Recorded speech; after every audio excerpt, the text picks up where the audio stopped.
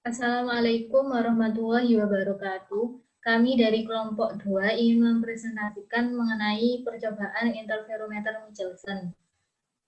Nama kelompok kami ada Nike Arina Zero dan juga Ilmi Arifah. Yang pertama yaitu mengenai dasar teori. Jadi, interferensi ini merupakan penggabungan secara superposisi antara dua gelombang atau lebih yang bertemu dalam satu titik di ruang. Gambar di samping itu merupakan output yang dihasilkan pada proses interferensi yang berupa garis melingkar gelap terang, itu disebut frinzi. Kemudian interferensi gelombang itu akan teramati jika sumbernya itu koheren atau perbedaan fase di antara gelombangnya itu konstan terhadap waktu. Syarat lainnya yaitu gelombangnya harus memiliki amplitudo yang hampir sama. Jika tidak, itu interferensi yang dihasilkan itu akan kurang kontras. Kemudian ada interferometer. Interferometer ini merupakan alat yang digunakan untuk mengukur panjang gelombang atau perubahan panjang gelombang dengan ketelitian yang sangat tinggi berdasarkan penentuan garis-garis interferensi. Interferometer ini dibedakan menjadi dua jenis, yaitu interferometer pembagi muka gelombang dan interferometer pembagi amplitudo. Pada percobaan ini itu menggunakan interferometer Michelson. Interferometer ini itu merupakan piranti untuk mempelajari interferensi antara dua berkas cahaya berdasarkan pembagian amplitudo gelombang. Next. Ini merupakan piranti interferometer Michelson. Prinsip kerjanya yaitu ada sinar laser sebagai sumbernya. Sumber cahayanya nanti akan ditembakkan ke lensa 1 dan lensa 2, kemudian akan disebarkan. Selanjutnya, berkas tersebut sebagian itu akan dipantulkan menuju ke cermin 1, dan sebagiannya lagi akan diteruskan menuju cermin 2 oleh pembagi berkasnya. Berkas cahaya yang menuju C1 dan C2 nanti akan dipantulkan kembali oleh cermin C1 dan C2 menuju pembagi berkasnya, dan akhirnya kedua berkas tersebut mengalami interferensi. Pola interferensinya atau frinzinya yang dihasilkan itu dapat diamati di layar. Next. Selanjutnya yaitu proses terjadinya pola interferensi. Interferensi melingkar itu terjadi apabila kedudukan C1 itu tegak lurus terhadap C2, serta posisi PB-nya itu membentuk sudut 45 derajat terhadap garis yang tegak lurus dengan cermin. Jika C2 aksennya itu berada di dekat cermin C1 dengan kedudukan sejajar, sementara itu sumber cahayanya seolah-olah berada di S atau di belakang pengamat, maka bayangan mayanya S itu adalah S1 dan S2 yang berada di belakang C1 dan C2 aksen. Bisa dilihat pada PPT, layar PPT-nya. Kemudian, jika jarak antara C1 dan C2 aksennya itu adalah D, maka jarak antara S1 dan S2-nya itu adalah 2D. Berkas cahaya dari S1 dan S2 itu akan saling memperkuat untuk menghasilkan interferensi maksimum yang dapat dirumuskan 2D cos theta sama dengan M lambda. Sedangkan untuk interferensi minimum itu rumusnya ada 2D cos theta sama dengan M plus setengah lambda. Kemudian bila posisi C1-nya itu didekatkan ke C2 aksen dengan cara memutar mikrometer skrupnya, sehingga D-nya itu menjadi berkurang, maka M juga akan berkurang. Sehingga cincin-cincin pola interferensi itu akan menyusut dan lenyap di pusat. Sehingga jumlah cacahan perubahan cincin pola interferensi itu dapat ditulis dalam bentuk persamaan Z sama dengan 2 delta D per lambda, di mana delta D-nya itu merupakan perubahan pergeseran, sedangkan lambdanya itu panjang gelombangnya. Untuk Z-nya itu adalah jumlah cacahan dari perubahan cincin pola interferensi. Kemudian jika D-nya meningkat, cincin terang itu akan menghilang dari pusat frinzi, dan cincin terang pada susunan yang lebih tinggi nanti akan mengambil tempatnya pada pusat frinzi. Next. Ini merupakan pola interferensi yang teramati pada percobaan interferometer Michelson. Untuk gambar pertama, itu jika posisi C1 agak jauh ke kiri dari C2 aksen, maka jarak antar cincinnya itu menjadi rapat. Kemudian untuk gambar kedua, itu jika C1 didekatkan dengan C2, maka jarak antar cincinnya itu menjadi melebar.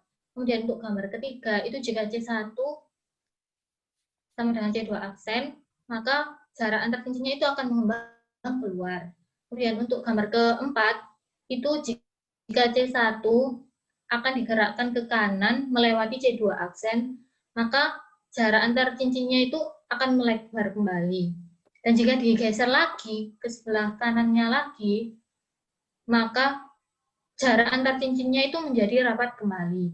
Dan untuk pola interferensi yang bukan lingkaran, itu akan terjadi bila posisi C1 itu tidak tegak lurus terhadap C2. Next. Selanjutnya yaitu tujuan eksperimen yang akan disampaikan oleh teman saya. Tujuan dari eksperimen ini adalah untuk mengukur panjang gelombang keluaran cahaya dari laser serta membandingkan dengan literatur. Nah, di sini saya lanjutkan untuk metode eksperimen. Metode eksperimen interferometer Michelson ini yang pertama adalah melakukan pergeseran cermin kedua pada set perangkat interferometer Michelson dengan menggunakan mikrometer. Nah, ketika cermin kedua digeser, pola fringi akan berubah tanpa adanya pertumbuhan fringi yang muncul pada tengah bidang saat cermin 2 digeser. Setelah itu, dilakukan perhitungan fringi pada titik tengah lingkaran ketika cermin tersebut bergeser. Nah, di sini yaitu pada percobaan ini dilakukan pergeseran cermin setiap 10 mikrometer sebanyak 20 kali. Untuk apa?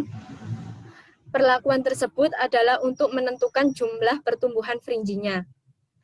Berikutnya adalah mencatat perubahan pola gelap terang yang terjadi dari peristiwa tersebut, sehingga nantinya dapat dilakukan penentuan nilai panjang gelombang cahaya sumber dari laser. Nah, ini gambaran peralatan interferometer Michelson.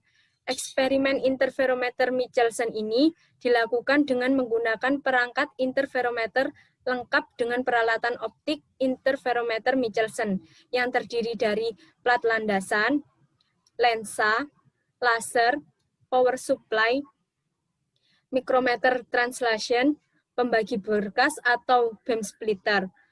Nah, oh ya, ada satu lagi yaitu cermin. Cara kerja dari alat eksperimen interferometer Michelson ini adalah cahaya berasal dari laser akan disebarkan oleh lensa pertama dan lanjut pada lensa yang kedua dan jatuh pada beam splitter. Beam splitter itu di mana adalah cermin setengah yang memiliki sifat mentransmisikan sebagian cahaya datang pada cermin satu dan memantulkan yang sebagian lagi pada fringi pada cermin kedua. Nah, di mana kedua cermin tersebut terletak saling tegak lurus. Cahaya pada beam splitter akan dibagi menjadi dua gelombang. Satu gelombang yang pertama akan ditransmisikan menuju ke cermin tetap M1 dan satu bagian yang lainnya akan ditransmisikan menuju cermin tetap M2. Gelombang-gelombang tersebut dipantulkan kembali oleh masing-masing cermin ke arah datangnya, yaitu ke beam splitter. Dan akhirnya gelombang tersebut ditransmisikan ke layar yang menghasilkan pola interferensi. Nah, agar pola interferensi dapat terlihat jelas pada layar, maka diperlukan lensa konveks. Lensa konveks ini adalah berfungsi untuk memperbesar pola interferensi yang dihasilkan. Nah, pola interferensi yang dihasilkan dapat dilihat pada gambar sebelah kanan paling bawah. Selanjutnya, data pengamatan akan dijelaskan oleh teman saya. Selanjutnya yaitu data pengamatan. Dari praktikum ini kita memperoleh 10 data pengamatan, yaitu ada data pergeserannya yang setiap 10 mikrometer, dan juga ada data dari jumlah cacahan perubahan cincin pola interferensi. Jadi berikut ini adalah data yang kami peroleh. Next. Selanjutnya adalah analisis data yang akan disampaikan oleh Ilmi. Data, di sini tujuan analisis ini adalah untuk menentukan panjang gelombang dari cahaya laser. Nah, di sini dibuat grafik hubungan antara pertumbuhan fringi yaitu Z dan pergeseran yaitu delta D. Nah, di mana nanti akan diperoleh persamaan regresi dari grafik tersebut untuk ditentukan panjang gelombangnya. Persamaan regresi yang diperoleh dari eksperimen kami yaitu Y sama dengan 3,3261 X dikurangi dengan 9,6895. Nah, dari persamaan regresi tersebut dapat dianalogikan ke persamaan Z sama dengan 2 dikali delta D dibagi dengan lambda, di mana Z itu adalah jumlah cacahan dan delta D adalah perubahan dari pergeseran, serta lambda adalah panjang gelombang. Nah, nanti ketika dianalogikan, Z itu sebagai sumbu Y, dan delta D sebagai sumbu X, maka 2 per lambda adalah termasuk slope atau gradien dari pendekatan grafik yang kita peroleh.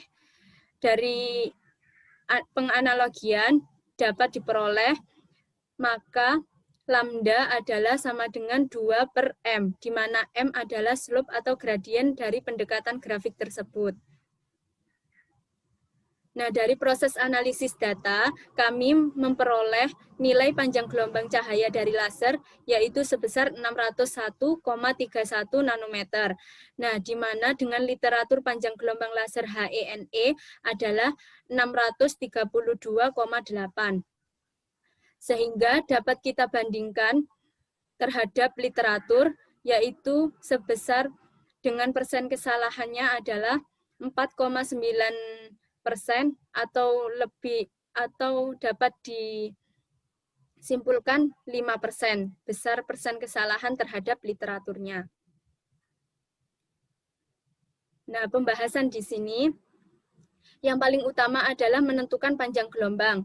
Nah, menentukan panjang gelombang cahaya sumber dari laser dapat dilakukan dengan penganalogian oleh persamaan regresi terhadap persamaan Z sama dengan 2 dikali delta D per lambda. Nah, dari situ akan diperoleh nilai panjang gelombang adalah 2 per gradien atau slope dari pendekatan grafik yang kami peroleh. Yang kedua adalah pergeseran cermin itu dipengaruhi oleh nilai panjang gelombang sumber cahaya. Jadi nilai panjang gelombang sumber cahaya itu akan didapat dan akan dipengaruhi oleh banyaknya pergeseran cermin yang dilakukan. Nah, pergeseran cermin yang dilakukan itu apabila lebih besar, maka nilai panjang gelombang yang diperoleh itu akan semakin kecil. Kenapa? Karena delta D itu berbanding terbalik dengan nilai panjang gelombangnya. Nah, yang selanjutnya adalah semakin banyaknya jumlah cacahan perubahan cincin pola interferensi atau yang disimbolkan dengan Z, itu maka nilai panjang gelombangnya akan semakin kecil, sama halnya dengan delta D pergeseran cermin, yaitu Z berbanding terbalik dengan nilai panjang gelombangnya, sehingga pada saat Z itu yang diberikan semakin besar, maka nilai panjang gelombang yang dihasilkan itu semakin kecil. Kesimpulannya akan disampaikan oleh teman saya.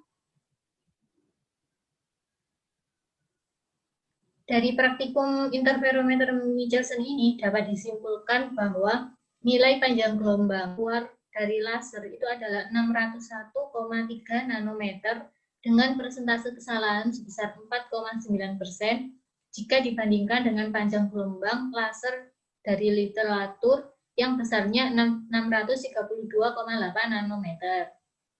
Sekian presentasi dari kelompok kami. Apabila ada kesalahan, mohon dibenarkan.